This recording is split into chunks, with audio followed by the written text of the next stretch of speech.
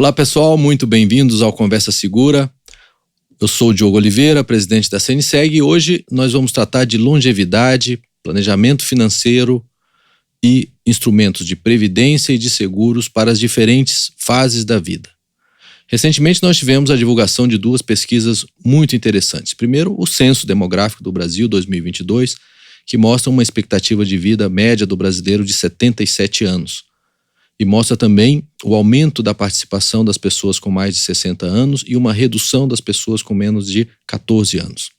E, na sequência, tivemos também a divulgação de uma pesquisa da FENAPREV sobre a utilização dos produtos de previdência e seguros para essas fases da vida. Então, eu tenho aqui ao meu lado hoje o Edson Franco, que é presidente da FENAPREV, e a Yolanda Fordeloni, que é jornalista, economista, especialista em finanças pessoais e criadora do canal EconoWeek. Olá, Edson, obrigado pela tua participação. Prazer, Diogo, um prazer estar aqui. Obrigado. Yolanda também. Obrigada, Diogo. Sempre bom falar de finanças, ainda mais de um tema que é super importante, né? Que a gente vai ouvir cada vez mais daqui para frente. Exatamente. A gente vai falar de finanças hoje dentro de uma perspectiva de longevidade. A gente está vivendo cada vez mais. Esse é um fenômeno mundial, mas no Brasil ele tem sido um fenômeno acelerador e transformador da nossa realidade. E está sendo muito mais rápido do que em outros países. O censo acabou de sair e a gente viu a idade média do brasileiro indo para 77 anos. E mais surpreendente do que isso, uma idade mediana do brasileiro já em 35 anos e é o pico de idade 40 anos. É o grupo, né, mais recheado de idade, é o de 40 anos. Então assim, a população brasileira está rapidamente envelhecendo. Isso é bom, né? Todo mundo quer viver mais, isso a gente fica super feliz de viver mais, mas isso impõe uma série de preocupações, né? Principalmente a gente precisa se preparar para viver mais, mas viver bem. Edson, qual é a contribuição do setor de seguros, em particular a previdência e outros produtos, para que a população que está vivendo mais possa viver mais e melhor? Eu acho que nós estamos no centro desse fenômeno, né? E eu acho que a solução realmente passa pela acumulação de uma poupança previdenciária, né? A grande questão, você falou, né? O Brasil está envelhecendo e está envelhecendo rápido. E esse comentário é muito importante, porque quando a gente olha as populações envelhecidas do mundo, especialmente europeias, elas enriqueceram e depois envelheceram. O Brasil está envelhecendo sem ter enriquecido. O que significa dizer que o poder público vai ter uma capacidade muito limitada de atender aos anseios de manutenção de renda e de qualidade de vida de uma população envelhecida. Então as pessoas, junto com seus empregadores, porque aqui eu acho que tem um esforço coletivo que é do indivíduo, das empresas e do próprio governo, né? Elas vão ter que formar uma poupança previdenciária para poder complementar a renda que uma previdência pública vai ser capaz de pagar. A previdência pública, aliás, né, vive sofrendo dificuldades financeiras, né? A cada ano, embora tenham feito uma reforma da Previdência que alongou um pouco o horizonte desse problema, mas a Previdência Pública sofre severas dificuldades financeiras também. Sem dúvida. A reforma que foi feita, inclusive eu atribuo uma parte do crescimento na Previdência que nós tivemos nos últimos anos à discussão aberta que foi feita sobre Previdência e sobre a reforma previdenciária. Nos dois episódios em que a gente teve reforma, nesses últimos 15 anos, né? E especialmente nessa última, que a discussão começou no governo Temer. Você estava lá participando ativamente desse debate, dessa discussão, e atingiu a primeira página dos jornais por 1 ano e meio. E isso gerou um nível de conscientização das pessoas de que a Previdência Pública tem uma capacidade limitada de continuar oferecendo os benefícios no nível que oferece hoje, né? Que eu acho que foi uma grande contribuição também para o início de um processo de conscientização da população de que as pessoas precisam poupar no longo prazo. Quer dizer, o brasileiro não tem cultura de poupança de longo prazo, aí tem vários motivos, né? Uma memória inflacionária ainda alta, a gente só pôde falar de investimento de longo prazo depois de 94, que foi quando a gente teve a estabilização monetária, mas essa questão ela está ficando cada vez mais urgente e está acontecendo, como você mesmo falou, de forma muito acelerada. E mesmo pessoas que têm uma remuneração mais alta, muitas vezes não são conscientes de que a aposentadoria aqui no Brasil, pelo setor público, era limitada ao teto do INSS, que hoje está perto ali de R$6.000 por mês. Então, às vezes, você tem pessoas que ganham bem mais do que isso, né, esperam se aposentar pelo INSS e esquecem que o INSS não vai repor 100% da remuneração que ele tem hoje, né? Então, você falou um ponto importante, né? No começo da conversa você falou assim, que a gente está com essa expectativa de viver mais. Isso é uma coisa boa. E quando a gente fala de finanças, muitas vezes a gente trata isso como um aspecto ruim, porque no fim a gente não está se planejando, né, para essa fase. É um ponto importante que você falou, porque a gente vai viver mais porque a gente quer viver melhor. E para viver melhor vai passar por essa questão financeira. É uma dificuldade, né, não só do brasileiro, mas do mundo todo, olhar para o eu do futuro em vários aspectos. O aspecto de saúde, aspecto de alimentação, a gente não consegue se imaginar com uma certa idade, né? Yolanda, eu adorei esse negócio do eu do futuro, sabe? Olha, que expressão maravilhosa, né? O eu do hoje tem que se preocupar com o eu do futuro, né? E a gente sabe que nesse tema de finanças o tempo é muito importante. Então, quanto mais cedo você começar a acumular, maior o efeito da capitalização dos juros, né? E às vezes com um valor pequeno você consegue acumular uma reserva elevada no futuro, né, usando o tempo. E no fim a decisão é individual, né? Você falou, depende, a previdência, né, como um todo é formada por um tripé. Tem a parte do INSS que está com dificuldade financeira já hoje e que a longo prazo ainda pode sofrer diversos reveses, a gente nem sabe quanto que a gente vai receber de fato do INSS, né, daqui a um tempo. Tem a parte individual e tem a parte da empresa. Só que o que a gente vê no mercado de trabalho é cada vez mais uma migração de trabalho formal para um trabalho autônomo, um trabalho informal. O que mostra que cada vez mais a pessoa mesmo vai ter que tomar essa consciência de que ela precisa fazer essa poupança individual, seja na previdência privada, seja em outros produtos do mercado de investimento como um todo, mas passa por uma decisão pessoal, né? Não é terceirizar, né? Esse é um tema também super relevante, que é a mudança do mercado de trabalho. Vamos dizer assim, as gerações anteriores tinham uma perspectiva de começar a trabalhar numa empresa, trabalhar a vida inteira naquela empresa e se aposentar naquela empresa. Isso hoje não é nem o interesse do trabalhador, o próprio trabalhador quer ter experiências e viver, né, em vários ambientes de trabalho, e as empresas também não têm essa perspectiva de reter permanentemente as mesmas pessoas, né? Isso também é um elemento relevante nesse planejamento pessoal, né? Sim, eu li um livro recente que é até bem interessante divulgar aqui para quem está assistindo a gente, chama 100 Year Life, infelizmente só tem em inglês, que são de 2 estudiosos da London Business School, e eles falam dessa questão da longevidade, né? E eles até comentam que no começo do século, lá, né, da virada do século XVIII para XIX, não tinha a faixa etária dos adolescentes. E agora, com esse prolongamento da vida, né, a gente está falando que a gente vai viver até os 80, 90 anos, as crianças que estão nascendo hoje, os bebês podem viver até os 100. Vai ser natural surgir uma nova faixa etária, ali dos 20 aos 30, que vai ser a fase da experimentação, em vários aspectos, né, amorosos, inclusive de emprego. Então as pessoas vão se permitir experimentar mais empregos até decidir o que eu quero ser quando crescer, né? Não vai pular ali da adolescência para a fase adulta num pulo, numa idade, né, dos 20 anos.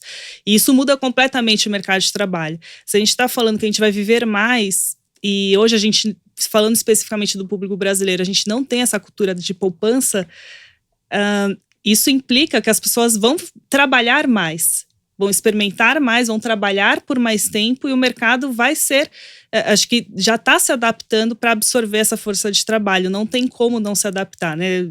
Tirando essa parte de revolução tecnológica, de inteligência artificial, que já é uma outra revolução que está acontecendo no mercado de trabalho, essa mudança da faixa etária do trabalhador, acho que vai promover grandes alterações aí na maneira como a gente trabalha. As pessoas, né, a gente precisa trabalhar para que todo mundo tenha um pouco mais essa consciência, né, de cuidar do seu futuro. Uhum. Porque o nosso futuro vai ser longo, é diferente, né? Quando eu era criança, um homem de 60 anos era considerado um velhinho, já estava no fim da vida. Hoje ele tem mais 30 anos pela frente, né? Então, assim, o nosso futuro é muito maior, né, do que era no passado. Mas eu sou, desculpa te interromper, Diogo, mas eu sou otimista, porque olhando dados, né, olhando números, a gente falou aqui da estabilização monetária que começou em 94. Se a gente volta lá para 96, final de 96, começo de 97, o total de ativos em previdência privada aberta que nós tínhamos era da ordem de 3 bilhões e 500 milhões de reais. Hoje, no fechamento de setembro, a gente está chegando a 1 trilhão e 300 bilhões de reais. Quer dizer, então, há um processo, sim, de conscientização que está acontecendo, né? E, claro, muitas vezes ele é induzido por assessorias bem feitas, outras vezes é um pouco mais intuitivo por parte das pessoas, mas o comportamento desse dinheiro que está dentro do sistema financeiro, ele é completamente diferente do comportamento que a gente tem em dinheiro que está alocado em fundos de investimento, ou em CDB, ou em outros instrumentos de curto prazo. O cliente tem uma consciência, talvez não conceitual, mas intuitiva, de que aquele dinheiro tem uma finalidade diferente, né? E a gente viu, inclusive, uma parte desse dinheiro ser utilizado e bem utilizado agora, durante a pandemia, porque a gente fala muito de poupança previdenciária, mas ela não tem uma finalidade única de ser para a aposentadoria. Ela também é para te resgatar a tua família numa situação de dificuldade inesperada, como que a gente viveu durante a pandemia, né? Então, e a gente não viu cancelamentos, pelo contrário, se a gente olha de 2021 para 2023, a gente viu a quantidade de participantes crescer em 500 mil participantes, né? Nós saímos de 11 milhões e 500 mil participantes para quase 12 milhões de participantes agora, no sistema de previdência aberta. Então, eu sou bastante otimista de que esse processo de conscientização ele já começou a acontecer. E ainda assim, o tamanho da oportunidade é muito grande, porque quando a gente compara o que nós temos hoje alocados em previdência privada aberta, comparado com outros países um pouco mais maduros, a gente ainda tem um longo caminho a percorrer. 12 milhões de participantes é pouco menos de 6% da população, né? Claro. Então a gente tem aí ainda um grande espaço para crescer. Embora a nossa distribuição de renda seja muito concentrada, a gente sabe que, né, 67%, eu repito sempre esse número, 67% dos trabalhadores brasileiros ganham menos de 2 salários mínimos. 60% dos benefícios do INSS são de 1 salário mínimo, né? Então a gente tem uma população com uma renda ainda muito baixa, em média R$3 mil a renda do trabalho, mas além de tudo é uma pirâmide muito, muito apertada, né? Mas aí, de novo, a Previdência Aberta tem um papel a contribuir com essa população e com essa distribuição de renda, não é, Edson? Tem, principalmente porque hoje não existe instrumento financeiro mais adequado para acolher investimento de longo prazo do que os planos de previdência. Os incentivos fiscais, eles são significativos. Eu acho até que os incentivos fiscais do PGBL são subestimados. Eu acho que se as pessoas tivessem um nível de consciência melhor, e aí passa também por uma questão da gente formar os canais de distribuição, os corretores, os gerentes de banco, para oferecerem esse produto da forma correta, adequada, na medida que as pessoas percebem o efeito do incentivo fiscal ao longo do tempo, né, ele multiplica o seu investimento em muitas vezes. Então, nós temos que continuar nessa jornada de conscientização, de capacitação da rede de distribuição e de conscientização do consumidor final sobre a importância dos produtos e sobre as características dos produtos, que é um processo contínuo de melhoria do nível de educação financeira da nossa população, em particular a educação securitária e educação previdenciária. O que você está trazendo, Edson, acho que vale a pena explicar um pouco, né?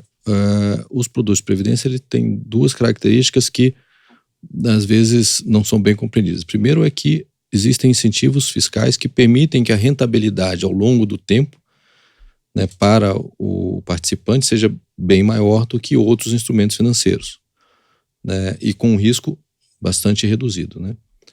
E a outra questão é que são produtos flexíveis, né? Algumas pessoas pensam que, né, a previdência aberta é só para quando, né, se aposentar. E na verdade não é isso, é uma reserva que a pessoa pode usar ao longo do tempo, conforme situações graves como essas que aconteceram na pandemia, né? É uma maneira da pessoa se programar e se preparar para, né, tanto, né, a fase, né, de aposentadoria, mas também para se preparar para eventos mais graves. Mas eu queria voltar no comentário que eu fiz sobre esse tema que a Yolanda traz do eu do futuro.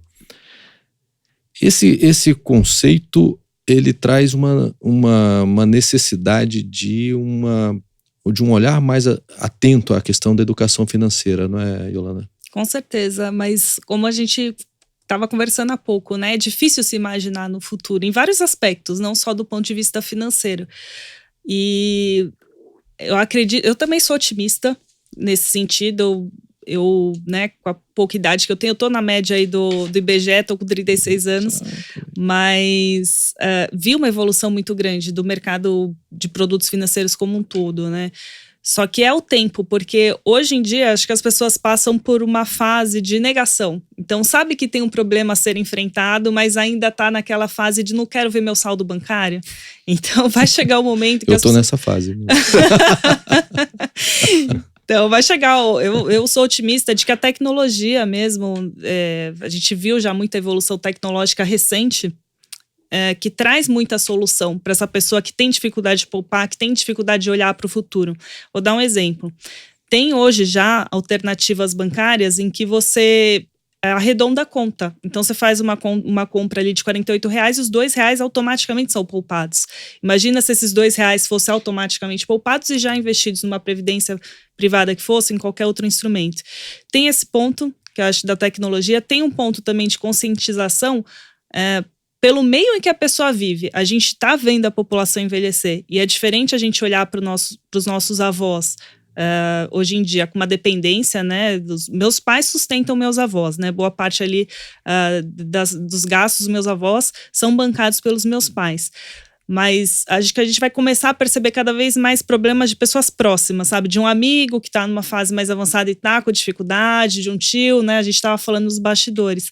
E isso traz acende um sinal amarelo para a pessoa tomar essa decisão já no hoje. O censo trouxe alguns dados interessantes sobre isso, né? A proporção entre crianças e idosos, ela está invertendo, né? A taxa de fecundidade é baixa, hoje 1,6 filho por mulher, ou seja, você não vai ter a grande rede familiar que a gente tem no Brasil hoje para cuidar dos idosos lá na frente. E é um fardo, né? Imagina, né? Você criar um filho para o filho te sustentar, né? É uma situação chata. É uma situação, mas que revela de novo essa necessidade da gente se preparar, porque não vai ter essa rede, né, familiar para proteger as pessoas como os nossos avós, os nossos bisavós tinham, né? E não tem professor melhor do que o exemplo, né? Então, como a Yolanda falou, ela traz o exemplo dela, dos avós, né, que os pais têm que suportar, e todos nós temos exemplos parecidos, né, tanto do ponto de vista de envelhecimento e de longevidade, como do ponto de vista de dificuldades financeiras, né. Eu tenho uma tia, avó, que morreu com 106 anos. Esses exemplos estão ficando cada vez... Né? Morreu nova. Eu tô pretendendo... Vou gastar 20 segundos até para fazer um comentário aqui. É muito curioso, porque essa minha tia-avó era irmã gêmea da minha avó. E minha avó morreu com, não sei, 75, 80 anos. E essa minha tia-avó morreu com 106. Quando a minha avó morreu, essa minha tia não deixou colocar na lápide a data de nascimento da minha avó para não descobrirem a idade dela. Então ficou aí mais algumas décadas Ficou mais algumas décadas sem a gente saber exatamente. A gente conseguiu comemorar o aniversário de 100 anos dela, ainda lúcida, mas porque a gente soube depois e descobriu depois. Mas esses exemplos, eles estão ficando cada vez mais comuns, né, na nossa vida. E se a gente não quer passar por isso, até porque cada vez mais existem casais sem filhos, né? Cada vez mais existem casais com um único filho, que não necessariamente... A gente está vivendo também um outro fenômeno, né? Que são os filhos não saindo de casa, né? Os pais tendo que sustentar por mais tempo. Por muito mais tempo, filhos, né? E na verdade a gente está vivendo uma situação do ponto de vista de convivência de múltiplas gerações simultaneamente, inclusive no mercado de trabalho, que está mudando completamente o comportamento das pessoas, né? Então, essas coisas vão gerar fenômenos que a gente ainda não conhece, né? E que vão fazer com que essa capacidade de suporte familiar fique cada vez mais difícil, né? Cada vez mais limitado. Mas, Edson, a FENAPREV publicou recentemente uma pesquisa muito interessante sobre todos esses temas que a gente está falando. Um número me chama muito a atenção, que é quais são os medos que as pessoas têm a respeito de proteção e de riscos que elas estão correndo e quais são os instrumentos que elas usam para proteger esses riscos. E a gente vê ali que o seguro ele não aparece nos primeiros lugares, né? Aparece com um número de 11% das pessoas veem o seguro como uma proteção para esses riscos. Faz um comentário sobre os números mais importantes da pesquisa e quais são as mensagens que essa pesquisa revelou, né, dentro dessa perspectiva de longevidade, planejamento financeiro. A pesquisa ela trouxe elementos bastante interessantes, né? Primeiro, as pessoas manifestando um desejo, uma intenção de fazer planejamento financeiro, mas na prática fazendo muito pouco para que isso de fato aconteça. Ou seja, existe uma dissonância entre a intenção e a ação, né? Os medos das pessoas, talvez até ainda influenciados pela pandemia que nós acabamos de passar, eles estão muito relacionados a não conseguir pagar as despesas de saúde próprias e dos seus familiares, né? O segundo maior medo é o que aconteceria com seus familiares numa situação de morte prematura, né? Mas quando a gente vai para a questão do que as pessoas estão fazendo em relação a isso, as pessoas dizem poupar, né, mas sem especificar muito bem o que isso significa, e você vai ver que seguros aparece lá, seguros, previdência aparece em terceiro, quarto, quinto lugar como ação, né, quando deveria ser a primeira coisa, né? Deveria ser a primeira coisa. Especialmente os seguros que eu chamo de seguros de proteção à renda familiar, né? E aí a gente tem uma série de seguros. O próprio seguro de vida, que é mais conhecido, um seguro de desemprego, um seguro de doenças graves, e a própria, um seguro de invalidez, e a própria previdência. Né? Por que eu chamo... Que é um instrumento de transmissão de herança. É um instrumento de transmissão de herança, mas eu costumo dizer que são todos produtos de proteção à renda.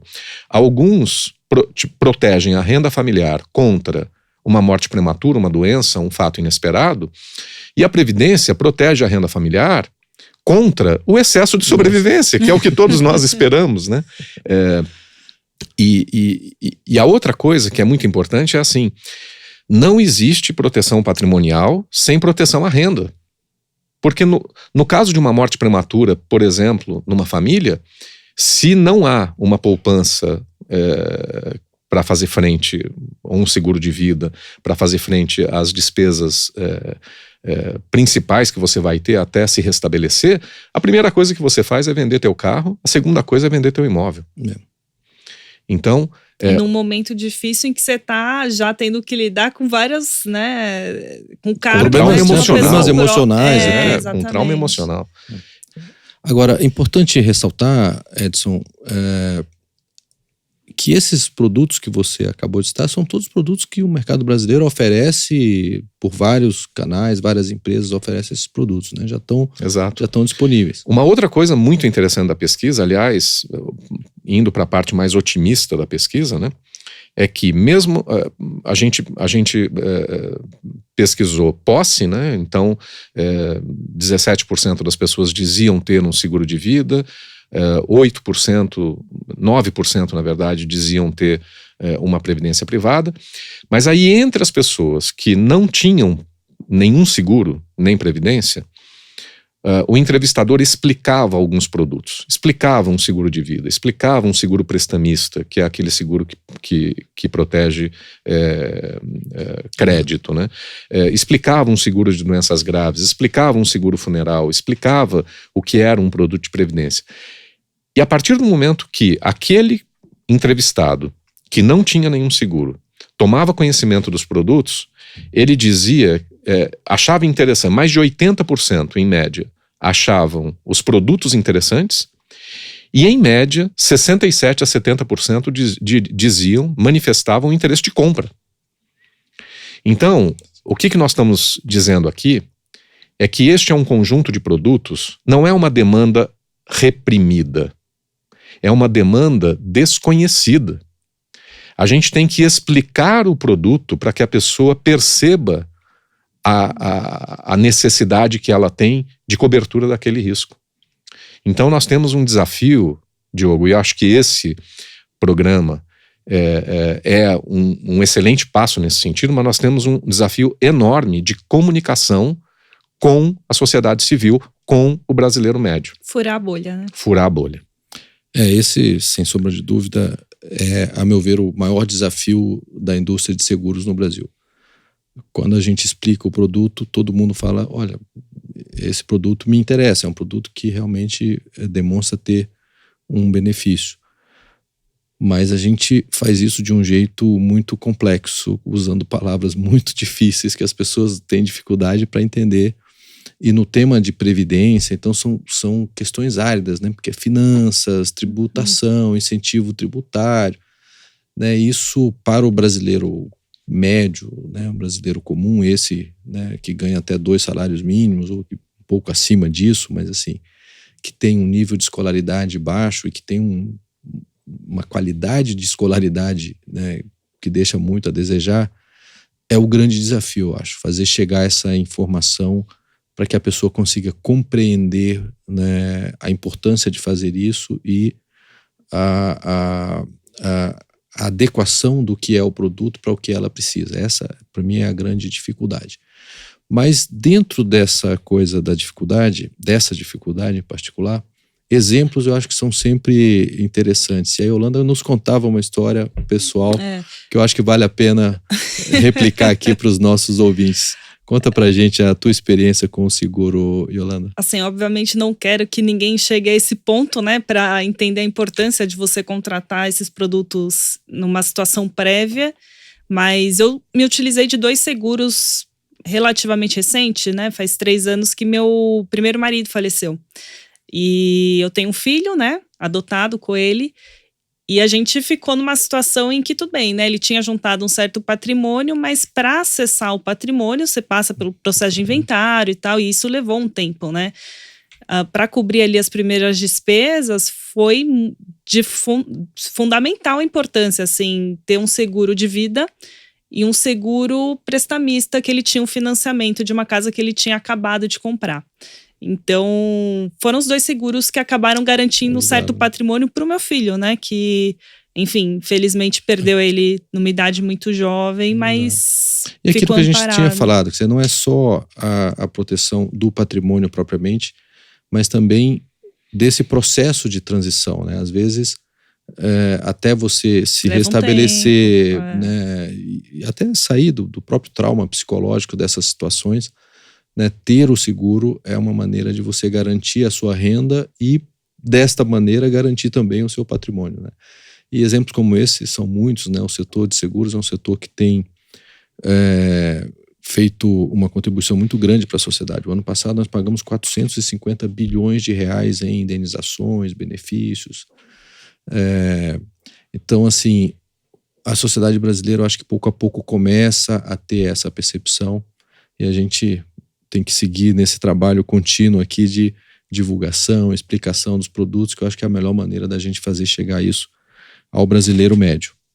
E acho que a própria diversidade de produtos, né, que você vinha falando há pouco, porque eu acho que a experiência do brasileiro com o mercado financeiro como um todo mundo já teve um pequeno trauma, assim. O brasileiro não consegue entender que tem divisões ali dentro do mercado financeiro, que existe o gerente do banco, existe o assessor de investimento, existe o corretor de seguros. Então, se a pessoa teve um pequeno trauma de pagar uma taxa indevida em alguma instituição, qualquer situação chata, ela já pega trauma do tipo, vou ser enganado, entendeu? E aí começa a enxergar os produtos como sendo algo binário. Isso aqui é ruim, isso aqui é bom. Só que antes de tomar o passo, né, mesmo que a pessoa enxergue que tudo bem, né, o seguro pode me proteger de N situações, antes de tomar esse passo, a pessoa precisa ter a confiança de que ela não vai ser enganada, porque ela já tem esse trauma trazido aí de outras situações que ela, né, já teve contato. Então, é um processo que leva um tempo, e da própria pessoa entender que existe um mundo, né, aí dentro de seguros, um mundo dentro de previdências, desde as mais adequadas até aquelas que não servem para você. É um mercado que vive de reputação, né? Eu acho que é um pouco isso que você está trazendo. Quer dizer, a indústria de seguro, a indústria financeira em geral, ela vive de credibilidade, reputação e da experiência do cliente, né? Acho que esse também é um outro trabalho que a indústria tem feito, tem sido até, eu diria, muito bem feito, mas é um cuidado permanente que é preciso ter, né, Yolanda? Manter essas experiências como experiências positivas para, né, pro cliente, de modo que isso vai gerando e acho que passa por essa comunicação, né, da pessoa entender que dentro de toda aquela gama de produtos, qual que é o mais adequado para ela, né? Porque não existe uma solução única, são casos tão particulares, isso falando de seguros, previdência, só dentro de previdência existe PGBL, VGBL, a pessoa pode estar contratando para um fim e no fim das contas é outro produto que vai ser o adequado, né? E investimento nem se fala. Então, acho que passa por esse processo de comunicação, de furar a bolha, de falar de uma maneira mais clara, assim, né, em redes sociais, podcast, em tudo quanto é tipo de mídia, para chegar de fato ao cliente final e ele perder esse medo, né, de, putz, mas será que eu estou fazendo o adequado ali para minha situação? A gente tem que tomar cuidado porque a gente vive, e cada vez que o mercado financeiro, em especial o mercado securitário e previdenciário, se moderniza, vai criando mais produtos, vai criando produtos mais complexos, porque as necessidades também estão se tornando mais complexas. Você falava sobre a necessidade de flexibilidade, os produtos também têm que oferecer flexibilidade, e para oferecer flexibilidade, eles provavelmente vão ter mais características e vão demandar um nível de decisão maior no momento da compra.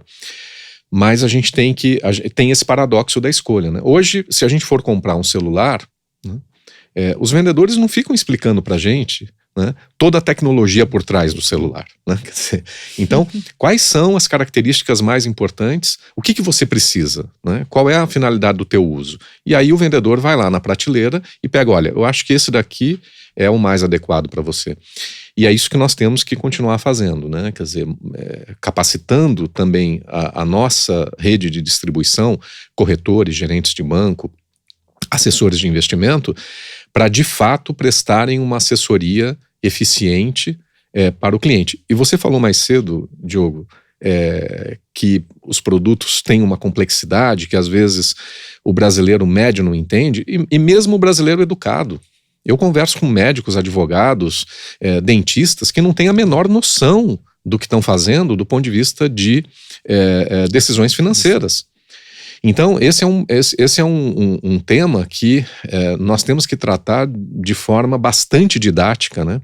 E passa por comunicação, passa por capacitação e passa por a gente mudar também a nossa estrutura de pensamento na hora de desenhar produtos e oferecer esses produtos e colocar esses produtos na rua para a população. Passa por tecnologia, né? Porque Muito. Quando a gente se vê diante de... Eu particularmente, né, quando vou comprar um celular, eu não sou super adepta, assim, usuária do último lançamento. de conteúdos de tecnologia. Quando eu vou comprar um celular, eu fico perdida. Eu me vejo nessa situação de paralisação. O que eu faço, né?